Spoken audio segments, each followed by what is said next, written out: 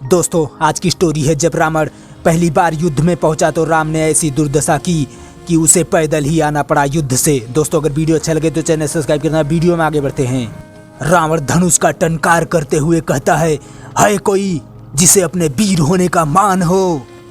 रणभूमि में खड़ा रावण उसे युद्ध की चुनौती दे रहा है कोई। सुग्रीव कहते हैं रावण यहाँ तो एक से बढ़कर एक वीर ही वीर हैं। तुम जिससे हारना चाहो उसे स्वयं ही चुन लो। रावण कहता है सुग्रीव उस दिन तो तुम दबाकर भाग गया था, आज हमारे सामने तुम्हें आते लाज नहीं आती। जाओ रावण से युद्ध करना तुम्हारा काम नहीं। वह बनवासी कहाँ है? राम सुना है उसे युद्ध करने की बड़ी आकांक्षा है, इसलिए हम आज स्वयं पहले ही दिन आ गए हैं कि इस युद्ध को हम खींचकर लंबा नहीं करना चाहते।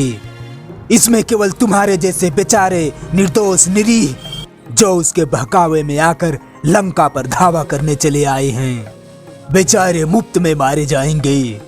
इससे अच्छा है कि उसे बाहर निकालो जिससे उसकी युद्ध की अभिलाषा भी पूरी हो जाए और हम इस दुष्टता के बदले उसे प्राण दंड भी दे सकें, जिससे लंका की ओर आंख उठाने का दुस्साहस कोई और ना कर सके।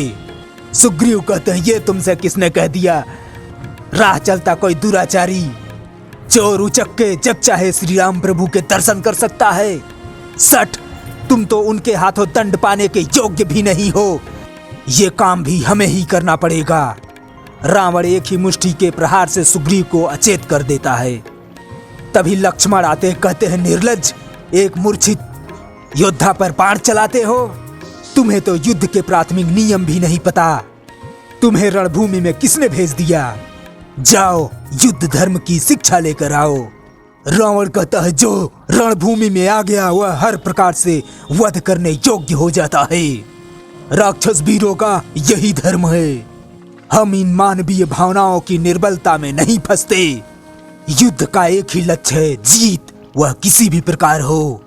लक्ष्मण कहते तुम ठीक कहते हो, नियम नीति धर्म इन सब बातों से तुम जैसे लंपट दुराचारी का क्या रिश्ता?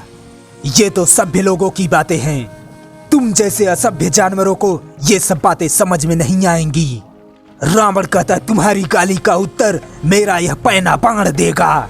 लक्ष्मण कहते तुम जैसा पापी दुराचारी जब निरुत्तर हो जाता है वो केवल शस्त्र का ही सहारा लेता है। तुम जैसे लोगों के लिए हमें भी शस्त्र उठाना पड़ता है, क्योंकि तुम विवेक धर्म और नीति की भाषा नहीं समझ सकते। रावण कहता ये पांडित्य की बातें किसी ऋषि मुनि को जाकर सुनाओ। रणभूमि में आए हो तो बातें करो शस्त्रों की झनकार से। शस्त्र ही प्रश्न पूछे और शस्त्र ही उसका उत्तर दे, यही नियम है यहाँ का।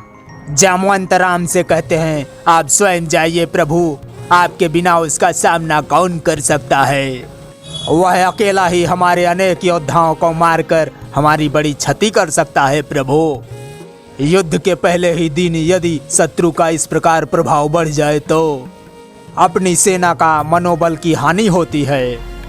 रावण लक्ष्मण को भी मूर्छित कर देता है। फिर हनुमान पहुंचते हैं, रावण को एक मुष्टि का प्रहार करते हैं। रावण कहता है वाह, तुमने अपने मुष्टि के प्रहार से रावण के भी पैर डगमगा दिए। कोई बात है, एक अवसर हमें भी दीजिए। फिर हनुमान को भी मार के गिरा देता है। फिर हनुमान अपना रूप बढ़ाते हुए कहते हैं जय श्री राम। फिर मुष्टि से रावण के ऊपर प्रहार करते हैं। तभी राम कहते हैं वाह रावण वाह। हनुमान कहते हैं जय श्री राम। भगवान शिव के त्रिशूल की भांति प्रचंड वायुपुत्र हनुमान की मुष्टिका का प्रहार तुमने सह लिया। तुम परम शक्तिशाली हो, परंतु कितने दुख की बात है ऐसी शक्ति का प्रयोग तुमने अधर्म के कार्यों में किया और इस दुर्दशा को पहुंच गए। रावण कहता है दुर्दशा? किसकी दुर्दशा, हमारी या तुम्हारी? राम मुस्कुराते हुए कहते हैं तुम्हारी। रावण कहता रावण कहता एक बन बन भटकते हुए वनवासी को स्वर्ण लंका के सिंहासन पर बैठे हुए त्रिभुवन विजयी लंकेश के वैभव में दुर्दशा दिखाई दे रही है। राम तुम अपने वाक्पटुता के जादू से इन अज्ञानी बानरों को भरमा सकते हो, रावण को नहीं।